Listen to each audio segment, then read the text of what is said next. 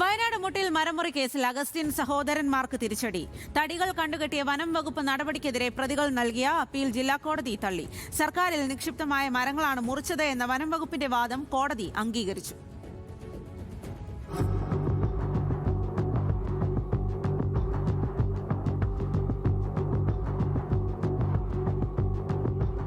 വിവാദ ഉത്തരവിന്റെ മറവിൽ മുട്ടിൽ സൗത്ത് വില്ലേജിൽ നിന്ന് ഈട്ടിത്തടികൾ മുറിച്ചു കടത്തിയത് റവന്യൂ ഭൂമിയിൽ നിന്നോ വനഭൂമിയിൽ നിന്നോ ആണ്.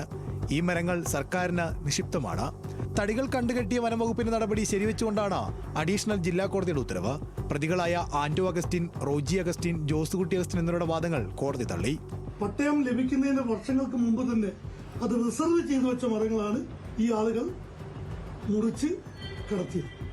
അത് ഒരു നിയമത്തിനും അതിന്റെ ഒരു പരിരക്ഷ അവർക്ക് കിട്ടില്ല, ഒരു പരിപത്രത്തിന്റെ പരിരക്ഷയും കിട്ടില്ല, ഗവൺമെന്റ് ഓർഡറിന്റെ പരിരക്ഷ കിട്ടില്ല, ഒന്നും കിട്ടില്ല. ഈ വിഷയം കോടതിയുടെ മുമ്പിൽ ബോധിപ്പിക്കാൻ വനംവകുപ്പിന് സാധിച്ചിട്ടുണ്ട്. അത് തന്നെയാണ് ഈ വിധിയുടെ വിജയം. വ്യാജരേഖ ചമക്കലും ക്രിമിനൽ ഗൂഢാലോചനയും ചുമത്തി പോലീസ് അന്വേഷിക്കുന്ന പ്രധാന കേസിന് ബലം പകരുന്നതാണ് കോടതി വിധി. ഈ കേസുമായി ബന്ധപ്പെട്ട മുഴുവൻ കുറ്റപത്രങ്ങളും സമർപ്പിച്ചിട്ടില്ല.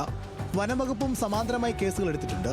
15 കോടിയോളം രൂപ വിലമതിക്കുന്ന തടികൾ ഇപ്പോൾ വനംവകുപ്പിന്റെ കുപ്പാടി ഡിപ്പോയിൽ സൂക്ഷിച്ചിരിക്കുകയാണ്.